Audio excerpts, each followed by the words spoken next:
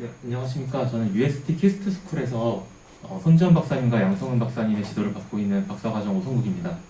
오늘 제가 발표할 주제는 암모니아를 직접 연료로 사용하는 벌크와 틴필름 SOFC의 비교 연구입니다. 이번 연구에서는 제가 실험 파트를 맡아 진행하였고, 오민준 학생이 모델링 파트를 맡아 진행을 해주었습니다. 우선 SOFC의 구조와 기본적인 메커니즘에 대해서 말씀을 드리겠습니다. SOFC는 공기극인 캐소드와 전해질 그리고 연료극인 AFL과 ASL로 이루어져 있습니다. 기본적인 메커니즘으로는 연료극으로 주입된 수소가 프로톤과 전자로 분해가 되고, 분해된 전자는 외부 디바이스에 전력을 공급하며 공기극으로 이동합니다. 근데 공기극에서 전자는 산소와 만나서 산소 이온을 형성을 하고, 형성된 산소 이온은 전해질을 통과하여 연료극으로 이동합니다. 이후 연료극에서 산소 이온은 프로톤과 만나 물이 되어 배출되게 됩니다.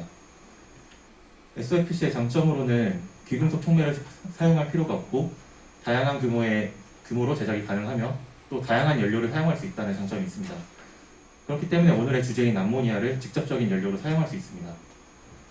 하지만 SOFC는 700도 이상에서 작동하기 때문에 시스템의 내구성이 낮고, 시스템을 구성하는 요소들의 가격이 올라가게 되며 시동을 껐다 키는데 굉장히 오랜 시간이 걸린다는 단점이 있습니다.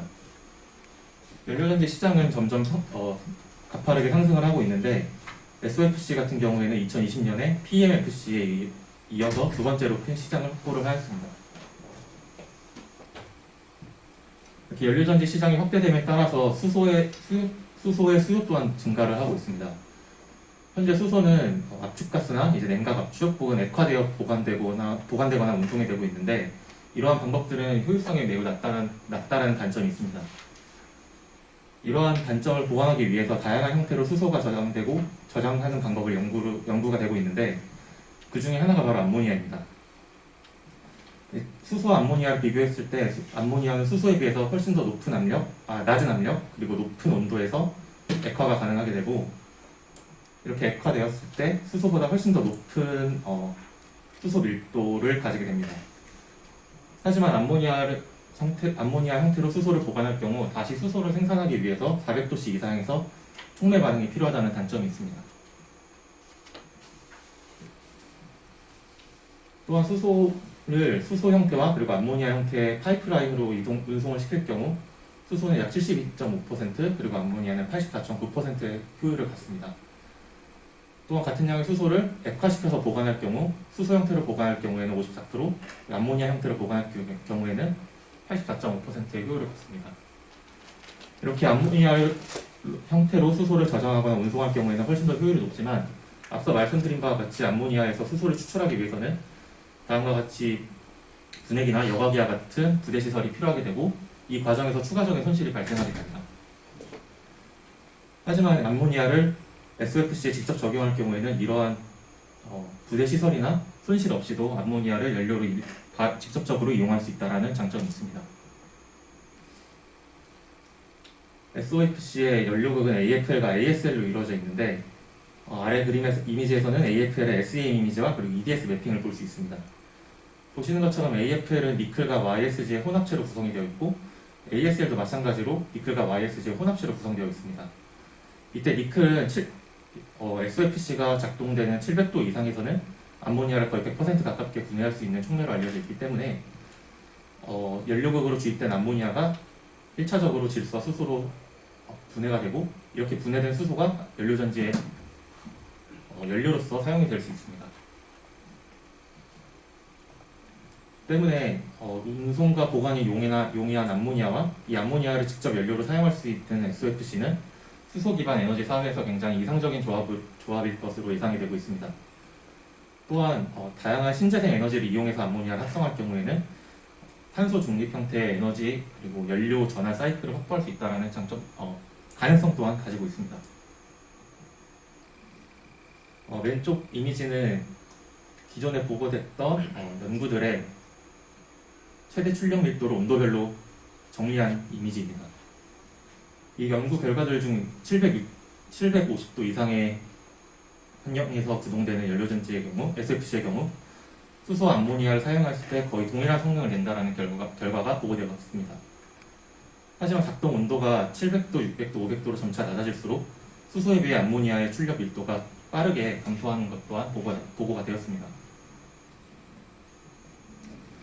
저희 이러한 기존의 SOFC들의 성능의 한계를 분석하기 위해서 상용화된 연료전지를 구매해서 실험을 진행을 하였습니다. 일반적으로 기존의 SOFC들은 다음과 같은 구조를 갖고 있습니다. 이러한 SOFC들은 테이프 캐스팅이나 스크린 프린팅과 같은 벌크 프로세스를 이용해서 제작이 되고 있습니다.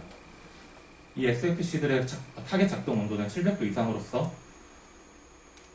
이러한 온도에서 작동을 하게 될 경우에는 이제 구성 요소들의 가격이 앞서 말씀드린 바와 같이 시스템의 구성 요소들의 가격이 올라가게 되고 시동을 빠딱키는데 시간이 오래 걸리게 되며 시스템의 성능이 낮아진다는 단점이 있습니다. 이러한 단점을 해결하기 위해서는 시스템의 작동 온도를 낮춰야 하는데 이렇게 시스템의 작동 온도를 낮추게 될 경우에는 연료전지의 성능 또한 가파르게 내려간다는 단점이 있습니다. 오른쪽 위 그래프에서는 저희가 구매한 연료전지의 성능을 보여주고 있고 이때 수소와 암모니아에서 출력 밀도는 아래 그래프에서 정리가 되어 있습니다.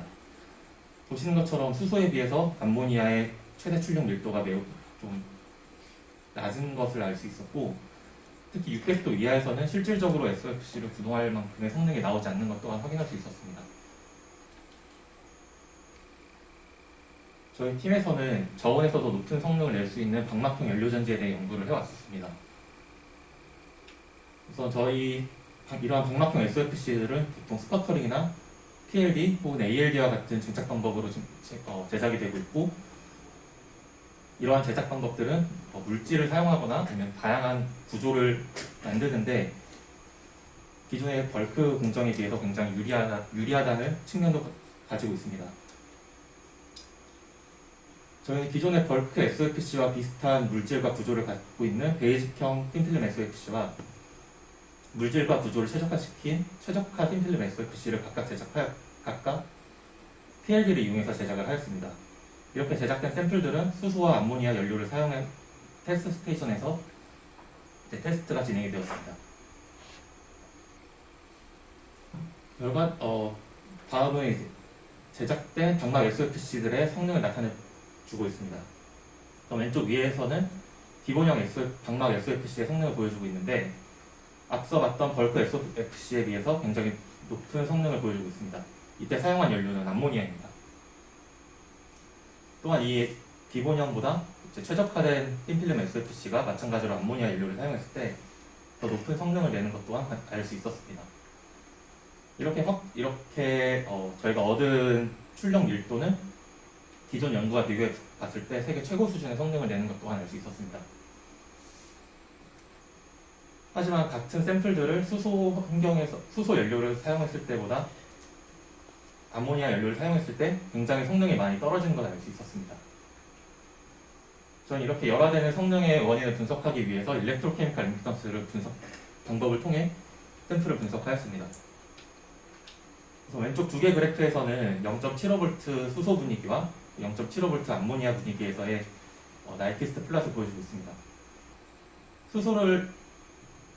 수소 연료로 연료전지를 구동했을 때의 저항에 비해서 암모니아 연료를 사용했을 때 저항이 훨씬 더 큰 것을 알 수 있었습니다. 저희는 이 저항의 원인을 분석하기 위해서 0.75V 수소 분위기와 마찬가지로 0.75V 암모니아 분위기에서 보드 플랫을 그려봤는데 이 중에서도 550도씨의 데이터들을 하나의 그래프에서 정리를 해봤습니다. 저희는 이전의 연구 결과를 통해서 보드 플랫의 고헤르츠 영역에서는 연료급에서 나타나는 저항, 그리고 중간 영역에서는 공기급 저항, 낮은 헤르츠 영역에서는 연료 공급에 의한 저항이 나타나는 것을 알 수 있었습니다. 이러한 결과를 통해서 분석을 해봤을 때 수소를 사용했을 때보다 초록색 암모니아를 사용했을 때 훨씬 저항 성분들이 증가하는 것을 알 수 있었고 그 저항 성분들은 거의 모든 영역에서 증가하는 것을 알 수 있었습니다. 또한 이때 암모니아에 수소를 일부 흘려줬을 경우에 이 저항들이 일부 완화되는 것 또한 확인을 했는데 이를 통해서 급격하게 늘어난 저항 성분들의 원인은 연료극에서 암모니아가 충분히 배출되지 않아 수소의 공급이 원활하지 않기 때문이라고 판단을 하였습니다. 이 결과를 뒷받침하기 위해서 2D 모델링 분석을 진행을 하였습니다. 가운데 있는 사진이 저희가 직접 만든 방막형 SOFC 이미지입니다. 보시면은 연료전지 전체 크기와 그리고 가운데에 캐소드가 장착된 액티브 존으로 저희가 설정을 하였고, 이 셀을 저희가 테스트를 진행하는 지그에 올렸을 때 이 액티브 존을 액티브 존과 그리고 연료 인렛과 아웃렛의 그 진행 방향을 고려하여서 A부터 F까지의 구역으로 설정을 하였습니다. 이렇게 설정된 구역에 따라서 2D 모델링을 제작하였고, 이때 적용된 연료전지의 구조는 저희가 제작한 기본형 방막 SFC의 구조를 적용을 하였습니다. 왼쪽 아래 이미지에서는 암모니아 연료를 주입을 하였을 때 수소의 농도를 보여주고 있는 이미지입니다. 먼저 550도씨 기준에서 암모니아 연료전지가 거의 구동되지 않는 1V 환경에서는 연료가 주입되고 나감에 따라서 점점 수소의 농도가 올라가는 것을 알 수 있었습니다. 하지만 연료전지가 실질적으로 구동되는 0.75V에서는 캐소드가 있는 액티브 존에서 수소의 분율이 급격하게 떨어지는 것을 관찰할 수 있었습니다. 이때 수소의 분율을 수소 연료를 사용했을 때와 암모니아 연료를 사용했을 때를 비교해 봤을 때, 수소 연료를 사용했을 때에 비해서 암모니아 연료를 사용할 때 공급된 수소의 분율이 굉장히 떨어지는 것을 알 수 있었는데, 이 결과적으로 2D 모델링을 통해서도 저희가 암모니아를 계지를 통해서 공급한 수소의 양이 수소 연료를 사용할 때보다 굉장히 떨어지게 되는 것 또한 알 수 있었습니다. 결과적으로 말씀드리자면, 이제 암모니아와 SOFC의 조합은 수소 기반 에너지 사회에서 굉장히 이상적인 조합일 것이며, 저희가 만든 방막형 SOFC는 저온에서 세계 최고 수준의 성능을 보였습니다. 하지만 이 연료전지 성능을 수소 연료를 사용했을 때와 암모니아 연료를 사용했을 때 비교해보면은 굉장히 급격하게 성능이 감소하는 것을 보였는데, 이 감소의 원인은 일렉트로케미컬 임피던스와 2D 모델링을 통해서 연료벽에서 배출되는 암모니아의 양이 충분하지 않기 때문이라는 것을 알 수 있었습니다. 그렇기 때문에 추후에 암모니아 계지를 원활하게 할 수 있는 특매를 도입한다면은 저희가 가지고 있는 연료전지의 성능을 보다 더 끌어올릴 수 있을 것이라고 예상이 됩니다. 발표를 들어주셔서 감사합니다. 네, 감사합니다. 시간 딱 맞춰서 해주셨는데 혹시 질문이나 코멘트 있으실까요? Any question or suggestion? 저는 한 가지 간단하게 여쭙고 싶은 거는, 임피던스 보면은 캐서드 쪽 그 저항도 커지는 걸로 나오잖아요. 네, 그렇습니다. 네, 그건 어떻게 설명하시는 건가요? 저희가 지금 이제 이 영역을 구분을 한 거는 사실 수소를 기준으로 분석을 했는데, 암모니아에서 이제 EIS를 사실 분석하는 거는 약간 수소를 썼을 때보다 좀 다른 메커니즘이 적용하는 걸로 추측을 하고 있습니다. 그래서 기존에는 이렇게 주파수별로 구분을 했지만, 사실상 암모니아를 사용할 때에는 이 영역을 기존처럼 분석하는 건 약간 좀 무리가 있을 수 있다고 생각을 하고 있습니다. 그렇기 때문에 이제 다만 이제 수소를 암모니아와 같이 넣었을 때 이 저항 성분들이 좀 감소하는 것을 전반적으로 확인을 할 수 있었고, 그랬기 때문에 이제 이 저항들이 암모니아 연료를 사용했을 때 나타나는 것으로 분석을 하였습니다. 시간이 있어서 디스커션 좀 할 수 있을 것 같은데요. 그럼 여기서는 이제 암모니아가 크로스오버 돼가지고 캐소드 쪽 반응을 방해시킨다거나 하는 건 생각하지 않는 건가요? 우선 저희가 OCV를 확인했을 때 거의 이론값에 가까운 OCV를 가졌기 때문에 연료가 크로스오버 된다거나 이러진 않았을 것 같습니다. 혹시 또 다른 코멘트 없으시면 저 나중에 양성훈 박사님께도 많이 여쭤보도록 하겠습니다.